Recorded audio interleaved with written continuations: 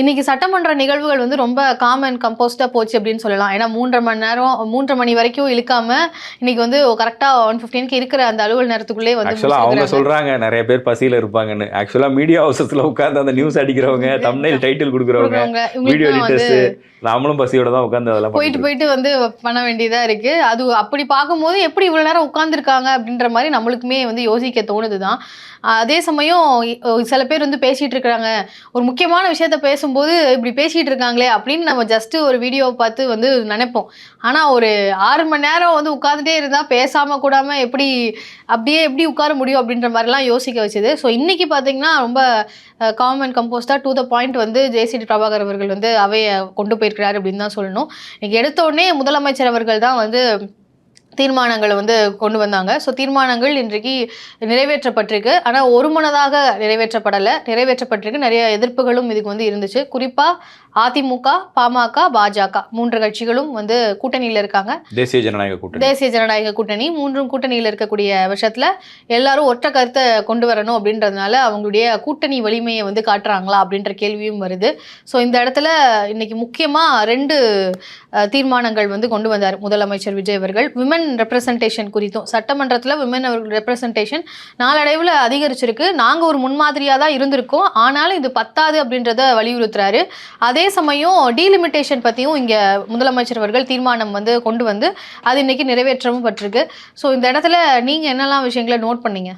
கண்டிப்பாக நீங்கள் சொன்ன மாதிரி இன்னைக்கு நிறைய விஷயங்கள் இன்ட்ரெஸ்டிங்காக இருந்துச்சு. ரொம்ப நேரமாக ஒவ்வொரு உறுப்பினர்களும் பேசும்போது நேரம் அதிகமாக எடுத்துக்காமல் அவங்கள கரெக்டாக அந்த நேரத்தை அளவிட்டு சபாநாயகர் வந்து கரெக்டாக கொண்டு வந்துட்டார்.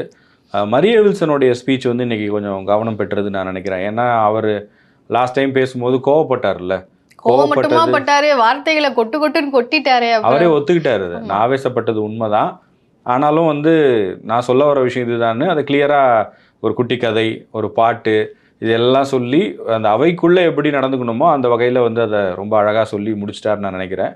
அதே மாதிரி நாளுக்கு நாள் வந்து இந்த சட்டப்பேரவை நிகழ்வுகளை பார்க்குற மக்களோட எண்ணிக்கை அதிகமாகுது. அதே போல் எல்லாருமே வந்து இந்த அவை நடவடிக்கையை கற்றுக்க ஆரம்பிச்சிட்டாங்க. ஃபஸ்ட்டு டே 1 இருந்த மாதிரி இன்றைக்கி இல்லை. டிவிகே எம்எல்ஏஸோ மினிஸ்டர்ஸோ அவங்க தங்களுடைய திறனை வந்து நல்லா இம்ப்ரூவ் பண்ணிக்கிறாங்க, கேள்விகளுக்கு பதில் சொல்கிறாங்க. முதல்லலாம் நம்ம பார்த்தோன்னா ஆதவர்ஜுனா, ராஜ்மோகன், அருண்ராஜன் ஒரு சிலர் மட்டும்தான் பேசிகிட்டு இருந்தாங்க. ஆனால் இப்போ வந்து எல்லாருமே எழுந்து பதில் சொல்ல ஆரம்பிச்சிட்டாங்க.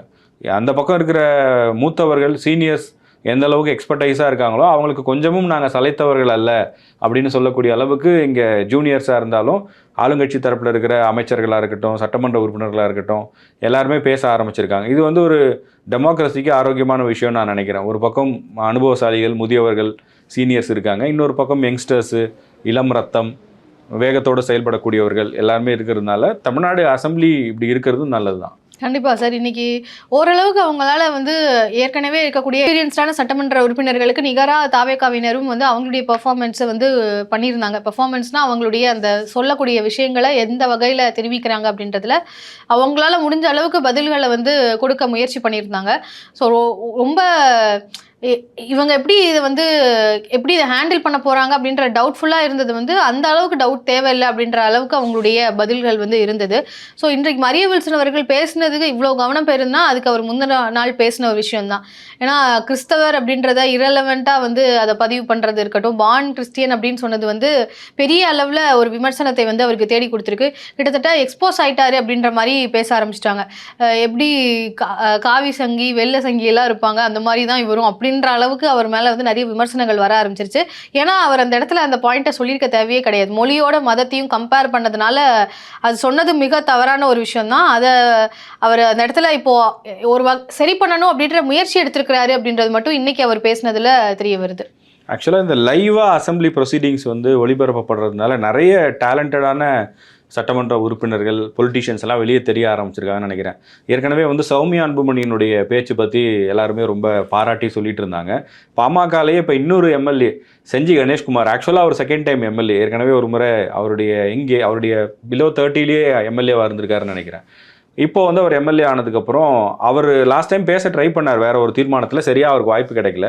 ஆனால் இன்றைக்கி டீலிமிட்டேஷன் தொடர்பான தீர்மானத்தில் பேசும்போது அவர் எதிர்க்குது. பாமக வந்து இந்த இப்போ தீர்மானம் தாவேகா கொண்டு வந்த தீர்மானத்தை எதிர்க்கிறாங்க. அதுக்கான காரணங்களை வந்து ரொம்ப அழகாக எடுத்து வச்சார். எதனால் எதிர்க்கிறோம், இது என்னென்ன காரணங்களுக்காக நம்ம வந்து இதை டிஸ்கஸ் பண்ண வேண்டியதாக இருக்குன்னு சொல்லிட்டு அதுக்கான புள்ளி விவரங்களை கொடுத்து ரொம்ப அழகாக அந்த உரையை வந்து வடிவமைச்சிருந்தாரு. உண்மையிலேயே வந்து இந்த மாதிரி ஒவ்வொருத்தராக ஷைன் ஆகிறது இருக்குல்ல, ஒவ்வொரு கட்சியிலையுமே இப்போ பாமக எடுத்துக்கிட்டோம்னா சௌமியா அன்புமணி மட்டும் நல்லா பேசுகிறாங்களா அப்படின்னு கேட்டால் இல்லைங்க, செஞ்சி கணேஷ்குமார் நல்லா பேசியிருக்காரு, நல்ல டேலண்டான ஆட்களை வந்து அந்த கட்சி சட்டமன்றத்துக்கு அனுப்பியிருக்கு அப்படின்னு சொல்கிறாங்க. அந்த மாதிரி இப்போ இடதுசாரிகளாக இருக்கட்டும், இல்லை தாவேகா சைடில் இருக்கக்கூடிய எம்எல்ஏக்களாக இருக்கட்டும், இப்படி ஒவ்வொரு கட்சியிலையுமே யாரெல்லாம் நல்லா பேசக்கூடியவர்கள். இப்போ நேற்று கூட நம்ம பார்த்தோம் அப்படின்னா கமலின்னு நினைக்கிறேன், அமைச்சர் கமலி பேசும்போது ரொம்ப கிளாரிட்டியாக இருக்குது அவங்களோட ஸ்பீச் வந்து. அவங்க வந்து இது வரைக்கும் தமிழ்துறை தானே, ஆமாம் டீச்சர் அவங்க ஆக்சுவலாக இருந்தாலும் அவங்க இது வரையும் ஒரு ஃப்ரண்ட் லைனில் வரவே இல்லைல்ல. அவங்கெல்லாம் வந்து கொஞ்சம் அப்படியே அமைதியாக இருக்க மாதிரி தான் இருந்தாங்க. பட் அவங்களுக்கு ஒரு வாய்ப்பு கிடைக்கும் போது அவங்க அதை ரொம்ப அழகாக ப்ரெசென்ட் பண்ணுறாங்க. என்ன கேட்டால் வந்து முக்கியமான துறைகளுக்கெல்லாம் இந்த மாதிரி அமைச்சர்களை ப்ரிஃபர் பண்ணலாம். ஆர்வ கோளாறாக பேசிட்டு இருக்கிற சிலரை தவிர்த்துட்டு இந்த மாதிரி டேலண்டடாக இருக்கக்கூடியவர்களுக்கான முக்கியத்துவம் கொடுத்தாங்க அப்படின்னா அது கவர்மெண்ட்டுக்குமே பெரிய ஒரு ஸ்ட்ரென்த்தாக இருக்கும்னு நான் நினைக்கிறேன். ஆமாம், ஆனால் இன்னைக்கு மரியவல்சன் அவர்களுடைய பேச்சில் கொஞ்சம் ஒரு நிதானம் அப்படின்றது இருந்தது. ஏன்னா தங்கம் தென்னரசு அவர்கள் கொஸ்டின் பண்ணாங்க, இதுக்கெல்லாம் வந்து அவர் ரொம்ப ரிலாக்ஸ்டாக தான் வந்து பதில் சொல்லியிருந்தாங்க. ஸோ இன்னைக்கு வந்து நம்ம நிதானமாக இருக்கணும் அப்படின்றத வந்து யோசிச்சுட்டு வந்திருக்கிறாரு அப்படின்றதான் தெரிய வருது. நான் கூலாக இருக்கேன் அப்படின்னு காட்டுறதுக்காக பாட்டு ஆரம்பிக்கும் போதே வந்து கதையெல்லாம் சொல்லி ஆரம்பித்தார். ஸோ அதே மாதிரி எனக்கு தெரியல இந்த மாதிரி பாடல்கள்லாம் சட்டமன்றத்தில் சகஜமா அப்படின்றது. ஏன்னா இந்த இடத்துல மரியவல்சன் அவர்களும் பாட்டெல்லாம் வந்து பாடுறாரு, ஜெயஸ்ரீ பிரபாகர் அவர்கள் இது 2வது பாடல் பாடுறாருன்னு நினைக்கிறேன். இன்றைக்கும் வந்து பாடல் எல்லாம் பாடி தான் வந்து அமைச்சர் வினோத்துக்கு வந்து அவர் நன்றி வாழ்த்து சொல்லியிருந்தாங்க. ஸோ அந்த மாதிரி பாடல்களும் வந்து பார்க்க முடியுது. இது யூஷுவல் தான். எனக்கு தெரிஞ்சு வந்து செல்வி ஜெயலலிதா அவர்கள் சிஎம்மாக இருந்தப்ப நிறைய முறை வந்து அவங்கள வாழ்த்தியெல்லாம் எம்எல்ஏக்கள் பாடுவாங்க. சில நேரங்களில் திமுக சட்டமன்ற உறுப்பினர்கள் கூட இந்த மாதிரி பழைய பாடல்களை பாடக்கூடிய அந்த வழக்கம்லாம் இருக்குது. இப்போ இன்னொரு வீடியோ ஆக்சுவலாக வைரல் ஆகிட்டு இருக்கு. ஜெயக்குமார் வந்து சபாநாயகராக இருந்த காலகட்டம், செல்வி ஜெயலலிதா சிஎம்மாக இருந்தப்ப ஒரு எம்எல்ஏ, திமுக எம்எல்ஏ நினைக்கிறேன், கோபிநாத்தோ என்னமோ ஒரு பேர், அவர் வந்து தெலுங்குல பேச ஆரம்பிச்சிருவார். இமீடியட்டாக இவங்களும் எழுந்து அதே தெலுங்குலே பேசி கவுண்டர் கொடுப்பாங்க. இதெல்லாம் வந்து ஒரு சுவாரஸ்யம் தான். இப்போ இவ்வளவு கட்சி டிஃபரன்சஸ் இருக்குது, தேர்தல் நேரத்தில் அவ்வளவு முரண்பாடுகள், மேடைக்கு மேடை போட்டு திட்டிக்கிறாங்க, எதிர்கட்சி தலைவர் வந்து கைது செய்யப்படக்கூடிய அளவுக்கு போகுது. ஆனால் எல்லாரும் அவங்க நேர் எதிரில் உட்காந்து பேசுறது, இதுதான் டெமோக்ரஸியோட அழகுன்னு நான் மறுபடியும் நினைக்கிறேன். இன்னொரு விஷயமா நான் ரொம்ப நல்லதாக பார்க்குறது என்ன அப்படின்னா, இப்போ இவ்வளோ தூரம் அசம்பிளி பற்றி எல்லாரும் பேசுகிறது, ரொம்ப சகஜமாக இதில் வரக்கூடிய டேர்ம்ஸ் பற்றி கூட எல்லாரும் தெரிஞ்சு வச்சுக்கிறது என்ன ஆகும்னா, இனிமேல் வரப்போகிற நாட்களில் அரசியலை நோக்கி வர இளைஞர்களுடைய எண்ணிக்கை அதிகமாகும். அது அவங்க வந்து திமுகவுக்கு வராங்களா, தாவேகாவுக்கு வராங்களா, இல்லை வேறு ஏதாவது கட்சிக்கு போகிறாங்களான்றதெல்லாம் விட அரசியல் மேலே ஒரு ஆர்வம். அரசியல் பொதுவாக நீங்கள் வந்து இப்போது எப்படின்னு தெரியல, பட் இப்போ ஒரு போன வருஷம் வரைக்கும்னு வச்சிங்களேன், பொதுவாக வீட்டிலலாம் வந்து அடுத்து என்ன படிக்க போகிறோம் அப்படின்னா அது ஒரு டிஸ்கஷன் வரும் பாருங்கள். எந்த ஒரு வீட்லேயுமே வந்து நான் அரசியலுக்கு போகிறேன், பொலிட்டிக்கல் சர்க்கிள்குள்ளே வர்றதுக்கோ இல்லை அரசியல் கட்சி மீட்டிங் போகிறதுக்கோ பெரும்பாலும் வந்து யாருமே அதை ஒரு கெரியராகவே எடுத்துக்க அலோவ் பண்ண மாட்டாங்க. பட் ஆனால் இன்றைக்கி வந்து சாதாரண வீடுகளில் கூட நம்ம கூட கட்சியில் சேரலாம் போல், எம்எல்ஏ ஆகலாமே, அமைச்சர் ஆகலாமேன்னு சொல்லக்கூடிய அளவுக்கு எப்படி ஒரு டாக்டர் ஆகிறது, அட்வொகேட் ஆகிறது, இன்ஜினியரு, ஐடி, பேங்கிங் செக்டர் இதெல்லாம் நார்மலைஸ் ஆகிருக்கும். அந்த மாதிரி பாலிடிக்ஸையும் ஒரு ப்ரொஃபஷனாக நம்ம எடுத்துக்கலாம் அப்படிங்கிற அளவுக்கு இது மாறி இருக்குன்னு நான் நினைக்கிறேன். இன்னும் இது அதிகமாகும். நீங்கள் பார்த்தீங்கன்னா இனி அடுத்தடுத்து வரக்கூடிய நாட்களில் வந்து நிறைய பேர் அரசியல் ஆர்வத்தோடு உள்ளே வருவாங்க, குவாலிஃபைடாக இருக்கக்கூடியவர்கள் தலைவர்களாக மாறுவாங்க. நீங்கள் சொன்னீங்க இல்லையா, இப்போ இவங்க கைது பண்ண அளவுக்கு போயிருக்காங்க, ஆனால் அந்த இடத்துல எதிர தான் உட்காந்துருக்குறாங்க அப்படின்னு. ஆனால் முதலமைச்சர் வந்து எல்லாருக்கும் வந்து வணக்கம் சொல்கிறாங்க. உள்ளே வந்து அந்த சட்டமன்றத்துக்குள்ளே வந்த உடனேயே அவருடைய கட்சியினருக்கும் வணக்கம் சொல்கிறாங்க. இந்த ஆப்போசிட்டில் இருக்கக்கூடிய அங்கே தேமுதிக தலைவரில் தொடங்கி இந்த பக்கம் வரைக்கும் எல்லாருக்கும் திமுகவினர் வரைக்கும் எந்திரிச்சு நின்று வணக்கம் சொல்கிறாங்க. ஆனால் நேரு அவர்களும் உதயநிதி ஸ்டாலின் அவர்களும் மட்டும் உட்காந்தே இருக்கிறாங்க. வணக்கம் சொல்கிறாங்களா இல்லையான்னு அந்த ஃபுட்டேஜில் நம்மளால சரியாக பார்க்க முடியல. ஆனால் உட்காந்தா இருக்கிறாங்க. மற்ற எல்லாரும் எந்திரிச்சு நின்று வணக்கம் சொல்கிறாங்க. அவர் விஜய் அப்படின்ற ஒரு நடிகராக இருந்தார், இப்போ முதலமைச்சராக இருக்கிறார். விஜய் அப்படின்ற தனிப்பட்ட நபரை தாண்டி இன்னைக்கு அவர் தமிழ்நாட்டு மக்களால் தேர்ந்தெடுக்கப்பட்டு அதிகமான வாக்குகள் பெற்ற ஒரு முதலமைச்சராக இன்னைக்கு சட்டமன்றத்துக்குள்ளே வராங்க. ஏன் எந்திரிச்சு நிற்க மாட்டுறாங்க அப்படின்ற மாதிரி எனக்கு ஒரு கேள்வி இருக்குது. நீங்கள் இவ்வளோ தூரம் நிறைய விஷயங்கள் பேசுகிறாங்க, கொஷின்ஸ் எல்லாம் வந்து ஆளுங்கட்சியை நோக்கி முன் வைக்கிறாங்க. சில பேர் வந்து வார்த்தைகளை விட்டால் கூட இவங்க பொறுமையாக தான் பதில் சொல்கிறாங்க, அதையெல்லாம் வந்து பார்க்க முடியுது. அப்படி இருக்கக்கூடிய பட்சத்தில் எதனால் வந்து இந்த மாதிரி வணக்கம் சொன்னால் எந்திரிச்சு வணக்கம் சொல்கிறதுல ஒன்றும் தப்பில்லையே அப்படின்றது தான் வந்து தோணுது. இப்போ நேரு அவர்கள்லாம் ஒரு யங்கான ஜென்சி எம்எல்ஏ வந்து பேசும்போது இவர் ரொம்ப சாதாரணமாக தான் வந்து பதில் சொன்னார். அது அப்படி இல்லை, இப்படி நீங்கள் வந்து நல்லா தெளிவாக தான் பேசுகிறீங்க அப்படின்ற அளவுக்கு என்கரேஜ் பண்ணி ஒரு விமர்சனம் வைக்கிற அளவுக்கு அவங்களுக்கு ஒரு முதிர்ச்சி இருக்குது. அப்படின்றப்போ ஏன் அவங்க வந்து ஒரு வணக்கம் சொல்கிறதுல என்ன இருப்போது? இதுக்கு நியாயமான கேள்வி தான் ஆக்சுவலாக. இது என்னன்னா, அவையுடைய மரபு வந்து சபாநாயகர் வரும்போது எல்லாருமே எழுந்து நிற்பாங்க. முதலமைச்சர் உட்பட எல்லாருமே எழுந்து நிற்கணும், அது எதிர்க்கட்சி தலைவர் உட்பட. மற்றபடி முதலமைச்சர் வரும்போது அவங்க வணக்கம் வைக்கும்போது எல்லாரும் வணக்கம் வைப்பாங்க. பட் எழுந்து நிற்கிறதுங்கிறது கட்டாயம்னு சொல்ல முடியாது. பட் நீங்கள் சொன்ன மாதிரி எழுந்து நிற்கிறதுல ஒன்றும் தப்பு இல்லை. அவரை வந்து தனிப்பட்ட விஜயாக பார்க்க வேண்டியது இல்லை. அங்கே வந்து இந்த கட்சியை விட அந்த கட்சி சீனியரா ஜூனியரா இல்லை நம்ம அரசியல் அனுபவம் என்ன, அவரை அப்படி பார்க்க வேண்டிய அவசியம் இல்லை. நீங்கள் சொன்ன மாதிரி மக்களுடைய தீர்ப்பு அது.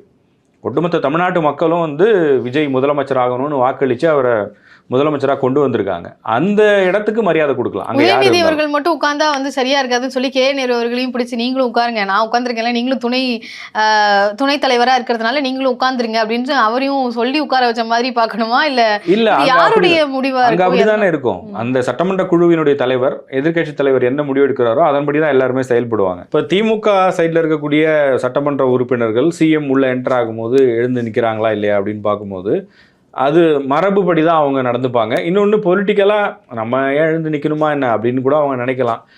பிரின்சிபல் அப்போசிஷன் பார்ட்டி அதை ஒரு பொலிட்டிக்கல் என்மிட்டியாக அப்படியே கண்டினியூ பண்ணுறாங்களா என்னன்னு தெரியல. இப்போ மற்ற எல்லாருமே எழுந்து நிற்கிறாங்க. அதிமுகவாக இருக்கட்டும் இல்லை பாமக, மற்ற எல்லா உறுப்பினர்களுமே எழுந்து நிற்கிறாங்க. நிற்கணுமா நிற்கக்கூடாதான்னு கேட்டால் நிற்கிறதுல ஒன்றும் தப்பு இல்லை. சும்மா ஒரு மரியாதை தானே, அது மக்களுடைய தீர்ப்புக்கு கொடுக்குற மரியாதை தான். அது தனிப்பட்ட விஜய்ன்னு நம்ம பார்க்க வேணாம். நம்ம தமிழ்நாட்டின் முதலமைச்சர் அவர். இங்கே வாக்களித்தவர்கள் வாக்களிக்காதவர்கள் எல்லாருக்கும் ஒட்டுமொத்த தமிழர்களுடைய முதலமைச்சர் இன்றைக்கி அவர். அப்போ நம்ம அதுக்கான மரியாதை கொடுக்கறதுல தப்பில்லைன்னு தான் நான் நினைக்கிறேன். கண்டிப்பாக சார். அதே மாதிரி இன்னைக்கு தீர்மானம் பற்றி பேசும்போது முதல்ல விமன் ரிசர்வேஷனை சில பேர் ஆதரிக்கிறாங்க, எல்லா கட்சிகளுமே மோஸ்ட்லி அதை ஆதரிக்கிறாங்க. ஆனால் டீலிமிட்டேஷன் வரும்பொழுது பாஜகவினுடைய அதே கருத்தை தான் பாமக மற்றும் அதிமுகவினரும் வந்து முன்மொழிகிறாங்க. அதாவது டீலிமிட்டேஷனுக்கு பில்லே இன்னும் வந்து மத்திய அரசு கொண்டு வரல, வரத்துக்கு முன்னாடியே இது வந்து நீங்கள் சரியானதாக இருக்காதுன்னு எப்படி நீங்கள் ஒரு முன் முடிவு எடுப்பீங்க அப்படின்றது தான் இன்றைக்கு பாமக கணேஷ் அவர்கள் முன் வச்ச ஒரு கேள்வி. அதே சமயம் இப்போ நிறைய டிஸ்ட்ரிக்ட்ஸ் வந்து உருவாயிருக்கு. இப்போ 6 வருஷத்துக்கு முன்னாடிலாம் கூட புதுசாக டிஸ்ட்ரிக்ட்ஸ்லாம் வந்து கொண்டு வராங்க. பாப்புலேஷனுக்கு ஏற்ற மாதிரி கவர்னன்ஸ்க்கு ஏற்ற வகையில் டிஸ்ட்ரிக்ட்ஸ் பிரிக்கிற மாதிரி தானே இதுவும். அந்த பாப்புலேஷன் அதிகரிக்கும் பொழுது நம்மளுக்கு அப்போதானே சரியான ரெப்ரசன்டேஷனும் கிடைக்கும் அப்படின்ற மாதிரி துணியில் அவர் பேசுகிறாரு. ஆனால் இப்போ வன்னியரசு போன்ற அமைச்சர்கள்லாம் என்ன சொல்கிறாங்க, பெரியார் அவர்களோட அம்பேத்கருடைய லென்ஸ்லேருந்து பார்த்தா தான் பாஜகவோட பிளான் என்னன்னு தெரியும் அப்படின்னு சொல்கிறாங்க. ஸோ இந்த இடத்துல கட்சிகளினுடைய மாற்று கருத்துக்களை நம்மளால் பார்க்க முடியுது. ஸோ அதை பற்றி நீங்கள் என்ன நினைக்கிறீங்க? நிச்சயமாக இப்போ டீலிமிட்டேஷனை பொறுத்த வரைக்கும் கடந்த ஆட்சியில் அப்போது இருந்த முதலமைச்சர் ஸ்டாலின் வந்து அதற்கு எதிரான நடவடிக்கைகளை ரொம்ப தீவிரமாக எடுத்தார். அப்போது அவங்களோட கூட்டணியில் இருந்த விடுதலை சிறுத்தைகள், இடதுசாரிகள், காங்கிரஸ் இவங்க எல்லாருமே அதே நிலைப்பாட்டில் தான் இருந்தாங்க. இப்போ இன்றைக்கி இங்கே என்ன அப்படின்னா, எந்த இடத்துல இவங்க முரண்படுறதா சொல்கிறாங்கன்னு பார்க்கும்போது அந்த பில்லு முதல் டேபிள் பண்ணட்டும், அதில் என்ன சொல்கிறாங்கன்னு பார்த்துட்டு அதுக்கு தகுந்த மாதிரியான முடிவெடுப்பது தான் சரியாக இருக்குமே தவிர இப்படி தான் வரும்னு ஏன் முன்னாடியே பண்ணுறீங்கன்னு கேட்குறாங்க. பட்டு ஆளும் கட்சியை பொறுத்த வரைக்கும் நாடாளுமன்றத்தில் நம்ம எம்பிக்கள் ஒருவேளை அந்த பில் வந்துச்சுன்னா எந்த மாதிரியான ஸ்டாண்ட் எடுக்கணுன்றதை சொல்கிறதுக்காக தான் ஒரு கன்சல்டேஷன் மீட்டிங் வந்து அவங்க போட்டிருந்தாங்க. அதனுடைய தொடர்ச்சியாக நம்ம சட்டமன்றத்திலையும் நம்ம எதிர்ப்பை பதிவு பண்ணிடலாம் அப்படின்னு கொண்டு வராங்க. இதில் 2 விதமாக வந்து இதை பார்க்குறாங்க. ஒன்று வந்து ஃபேர் டீலிமிட்டேஷன், இன்னொன்று நோ டீலிமிட்டேஷன். ஃப்ரீஸ் டீலிமிட்டேஷன், அதை ஃப்ரீஸ் பண்ணிடுங்க அப்படின்னு சொல்கிறாங்க. அதை 543ங்கிற அந்த நம்பரோடய நிறுத்திடுங்க அப்படின்னு. பட் கடந்த ஆட்சியில் அவங்க என்ன சொல்லியிருந்தாங்கன்னா, இப்போது எண்ணிக்கையை ஒருவேளை உயர்த்துவதாக இருந்தால் அந்த ஏற்கனவே இருக்கிற அந்த 7 வரும்னு நினைக்கிறேன், அதே பர்சன்டேஜில் சீட்ஸ் வந்து நமக்கு உயர்த்தப்படுது, எல்லா இடங்கள்லையுமே அதே அளவுக்கு தான் உயர்த்தப்படும்னா நமக்கு எந்த இழப்பும் இல்லை, மற்றவங்களுக்கும் இழப்பு இல்லை. ஆனால் அது குறையுமே, ஆனால் பாப்புலேஷனை மட்டுமே அடிப்படையாக வச்சா தமிழ்நாட்டுடைய சீட்ஸ் வந்து கம்மியாகும். மற்ற மாநிலங்கள், குறிப்பாக வட மாநிலங்களில் அது அதிகமாக வாய்ப்பு இருக்குன்றதுனால அந்த மாதிரியான ஒரு எதிர்ப்பை முன் வச்சாங்க. இப்போ இதில் இன்னொரு விஷயம் என்ன சிக்கலாக இருக்குன்னா, இதோடு சேர்த்து நாங்கள் பெண்களுக்கான இடஒதுக்கீடு, மகளிருக்கான அந்த 33% ரிசர்வேஷன் கொடுப்போம்னு அவங்க சொல்கிறதுனால தான் இது எப்படி மாறிடுது அப்படின்னா, இந்த டீலிமிட்டேஷனை மட்டும் எதிர்த்தா கூட பெண்களுக்கான இடஒதுக்கீட்டை வந்து இந்த கட்சிகள்லாம் எதிர்க்குதுன்னு சொல்லி அது ஒரு கேம்பெயினாக மாற்றுறாங்க. அதனால் ஒவ்வொரு கட்சியுமே தங்களுடைய நிலைப்பாட்டை தெளிவுபடுத்த வேண்டிய தேவை இருக்குது. இப்போ தேசிய ஜனநாயக கூட்டணியில் இருக்கிறவங்க அவங்க அந்த கூட்டணியில் இருக்கிறாங்கன்றதுக்காக இந்த நிலைப்பாட்டை எடுக்கிறாங்களா, இல்லை அவங்க எல்லாரும் சொன்ன மாதிரி அதில் ஒவ்வொரு காரணங்களையும் வச்சு சொல்கிறாங்க. இப்போ இபிஎஸ் என்ன சொல்கிறாருன்னா, அதை நாங்கள் வந்து பெண்களுக்கான ஒரு இடஒதுக்கீடு கிடைக்கும் போது அதை எதிர்க்க முடியாது அப்படின்ற மாதிரி அவர் நியாயப்படுத்துகிறாரு. பாமகவை பொறுத்த வரைக்கும் நம்ம எந்த அளவுக்கு மக்கள் தொகை அதிகமாக இருக்கக்கூடிய தொகுதிகளை வந்து ஸ்ப்ளிட் பண்ணி சின்ன சின்ன தொகுதிகளாக மறுவரை செய்கிறோமோ அது வந்து நல்லது தான், ஸ்மால் இஸ் பியூட்டிஃபுல் அப்படின்னு ஒரு கான்செப்டை அவங்க சொல்கிறாங்க. அல்டிமேட்டாக என்னை பொறுத்த வரைக்கும் அந்த பில் வந்து டேபிள் பண்ணப்பட்டு அதில் என்னென்ன இருக்குன்னு பார்த்துட்டு அதில் எதிர்க்க வேண்டிய விஷயங்களை கண்டிப்பாக எதிர்க்கணும். கண்மூடித்தனமான எதிர்ப்பு தேவையற்றது. அதே நேரத்தில் ஒரு பிரச்சனை இருக்குன்னு தெரிஞ்சு ஒரு பொலிட்டிக்கல் ரீசன்ஸ்க்காக அங்கே சாஃப்டான ஒரு ஸ்டாண்ட் எடுக்கிறதும் தப்புன்னு நான் நினைக்கிறேன். அதே மாதிரி இன்னைக்கு வந்து இந்த மாதிரி தீர்மானங்கள் நிறைவேற்றப்பட்டது ஒரு பக்கம் இருந்தாலும் உதயநிதி ஸ்டாலின் அவர்களும் அதே மாதிரி அக்ரி கிருஷ்ணமூர்த்தி அவர்களும் எந்திரிச்சு கோவையில் நடந்த சம்பவம் குறித்து உதயநிதி ஸ்டாலின் அவர்கள் முன் வச்சிருந்தாங்க. அதே மாதிரி இவரும் ஒரு சட்ட ஒழுங்கு பிரச்சனையை முன்வைத்து அதை பதிவு மட்டும் பண்ணுங்க, அதுக்கான பதில் வந்து அவங்க திங்கக்கிழமை தருவாங்க அப்படின்றத ஜெயஸ்ரீ பிரபாகர் ரொம்ப ஸ்ட்ராங்காக அதை வந்து ஸ்டாப் பண்ணிட்டாங்க. எந்த ஒரு விளக்கமும் வேணாம், என்ன சொல்ல வரீங்களோ அதை மட்டும் சொல்லுங்க அப்படின்றத இன்னைக்கு பதிவு பண்ணியிருந்தாங்க. அது வந்து சட்டமன்றத்தினுடைய நடவடிக்கை தான். அதாவது வழக்கமாக இப்போ இந்த மாதிரி ஒரு கவன ஈர்ப்பு தீர்மானம் அப்படின்னா முன்னாடியே அவங்க நோட்டீஸ் கொடுக்கணும். கொடுத்தாங்கன்னா அதை பற்றி உடனே எடுக்கிறதா இல்லை அடுத்த நாள் பேசுகிறதான்றத அந்த சட்டமன்றத்தினுடைய மரபின் அடிப்படையில் இல்லை அங்கே இருக்கக்கூடிய விதிகளின் அடிப்படையில் தான் எடுப்பாங்க. ஏன் மண்டேக்கு போகுதுன்னா இப்போ அடுத்த 2 நாட்களுக்கு வந்து அசம்பிளி இருக்க போகிறது கிடையாது. அதனால் நெக்ஸ்ட் ஒர்க்கிங் டேயில் அதை எடுப்போம் அப்படின்னு சொல்கிறாங்க. ஆனால் நான் பார்த்த வரைக்கும் இப்போ கடந்த ஆட்சியிலலாம் கூட என்னென்னா ஃபஸ்ட்டு லைவே வந்து முழுமையாக பண்ண மாட்டாங்க. செலக்டடாக சிஎம் பேசும்போது காமிப்பாங்க, இல்லை ஆளுங்கட்சிக்கு சாதகமானதை காமிப்பாங்க. இப்போ இன்றைக்கி வந்து சரியோ தப்போ எல்லாரும் பேசுகிறதும் வெளியில் தெரிய ஆரம்பிச்சிச்சு. அதை வந்து பண்ணுறாங்க. ஃபர்ஸ்ட் ஆஃப் ஆல் அது வந்து வரவேற்கக்கூடிய ஒரு விஷயம். ரெண்டாவது வந்து ஜனநாயகபூர்வமாக இருக்குது. முன்னாடி வந்து பெரும்பாலும் வெளிநடப்பு எதிர்கட்சிகள்னாலே வெளிநடப்பு தான் அதிகமாக பண்ணிகிட்டே இருப்பாங்க. ஆளுங்கட்சி மட்டும்தான் அங்கே இருப்பாங்க, எல்லாத்துக்கும் இவங்க வெளிநடப்பு பண்ணுவாங்க. இவங்க இப்போ அப்படி வெளிநடப்பு பண்ணாமல் முடிஞ்ச அளவுக்கு உள்ளே இருக்காங்க. எதிர்ப்புகள் இருந்தாலும் ஒருத்தர் பேசி முடிக்கிற வரையும் வெயிட் பண்ணுறாங்க சில நேரங்களில். ஏன்னா வார்த்தைக்கு வார்த்தை கவுண்டர் கொடுப்பாங்க. அப்போலாம் திமுக அதிமுக அந்த பீரியடில் வந்து ஒவ்வொரு வார்த்தைக்கும் அப்படிலாம் இல்லை. அதுவும் பழி போடுற அரசியல் தான் அதிகமாக இருக்கும். இப்போ ஒருவேளை ஒரு கட்டத்தில் திமுக ஆளுங்கட்சியாக இருக்குன்னு வைங்களேன், அவங்க ஏதோ ஒன்று சொல்லும்போது டக்குன்னு அதிமுக மேலே ஒரு குற்றச்சாட்டு வரும். அதிமுக இருந்தால் திமுக மேலே சொல்லுவோம், உங்கள் ஆட்சியில் இப்படி பண்ணீங்களே, உங்கள் ஆட்சியில் இவ்வளோ தானே நிதி கொடுத்தீங்க, எங்களை மட்டும் ஏன் கேட்குறீங்கன்னு இதே மாதிரி தான் போயிட்டே இருக்கும். 2 பேருக்கும் வந்து அவங்களுடைய பீரியட்ல பண்ணியிருக்காங்க அப்படின்னு சொல்றதுக்கு ஒன்று இருந்தது இல்லையா, அதனால அதுக்கான வாய்ப்புகள் கிரியேட் ஆயிருந்துச்சு. ஆனால் இப்போ இவங்க ஃப்ரெஷ் ஸ்டார்ட் இல்லையா, ஸோ அதனால மேபி அது குறைஞ்சிருக்கலாம் அப்படின்னு எடுத்துக்கலாம்ல. அது குறைஞ்சிருக்கலாம்னா இப்போ இவங்களுக்கு காரணம் இருக்குல்ல. தாவேக்கா மேலே சொல்கிறதுக்கு வேணால் காரணம் இல்லாமல் இருக்கலாம். பட் தாவேக்காவில் திமுக மீதோ இல்லை அதிமுக மீதோ சொல்ல முடியும். அப்படி போகாமல் சபாநாயகர் வந்து அவர் பேசட்டும் இருங்க, கடைசியில் உங்கள் பதில் சொல்லுங்கன்னு சொல்கிறாரு. அவர் ஏதோ ஒரு வார்த்தையை சர்ச்சைக்குரிய வகையில் சொல்கிறாங்க, இல்லை அது வந்து ஒரு அரசியல் ரீதியாக பேக் ஃபயர் ஆகும், ஏதோ ஒன்று இப்படி இருக்குன்னா கூட அதுக்கு இமீடியட்டாக கவுண்டர் கொடுக்காம சரி பேசி முடிங்கன்னு சொல்லி கடைசியில் பேசுகிறதுக்கான வாய்ப்பை கொடுக்குறாரு. ஸோ இந்த ஒரு நியூட்ராலிட்டியை அப்படியே மெயின்டைன் பண்ணாங்கன்னா அது சும்மா வெறுமனே அரசியல் விஷயத்துக்காக மட்டும் சட்டமன்றத்தை பயன்படுத்துகிற மாதிரி போகாமல் மக்களுடைய பிரச்சனைகள் பற்றி பேசுவாங்க. இப்போ கவன ஈர்ப்பு தீர்மானமே கோவையில் நடந்த அந்த இஷ்யூக்கு கொண்டு வராங்க. மேகமலையில் இருக்கக்கூடிய அந்த கிராம மக்களை, பழங்குடியின மக்களை வெளியேற்றப்படுவது குறித்து கொண்டு வராங்க. இதெல்லாமே வந்து அந்தந்த பகுதிகளில் நடந்த ஒரு பிரச்சனை தான். பட் சட்டமன்றத்தில் பேசும்போது அது மாநில அளவில் ஒரு முக்கியத்துவம் வாய்ந்த பிரச்சனையாக மாறும், விவாதிக்கப்படும், அதுக்கான சொல்யூஷன்ஸ் கிடைக்கிறதுக்கான வாய்ப்பு இருக்குதுன்னு நினைக்கிறேன். ஓகே சார், இன்னைக்கு நிறைய விஷயங்கள் என்ன நடந்தது அப்படின்றதுல சட்டமன்றத்தில் நடந்தது குறித்து நம்மளுடைய கருத்துக்களை முன் வச்சிருக்கோம். ஸோ மக்களும் வந்து கண்டிப்பாக நோட் பண்ணியிருப்பாங்க. ஸோ இதை பற்றி உங்களுடைய பார்வைகள் என்ன அப்படின்றத மறக்காமல் கமெண்ட் செக்ஷனில் சொல்லுங்கள்.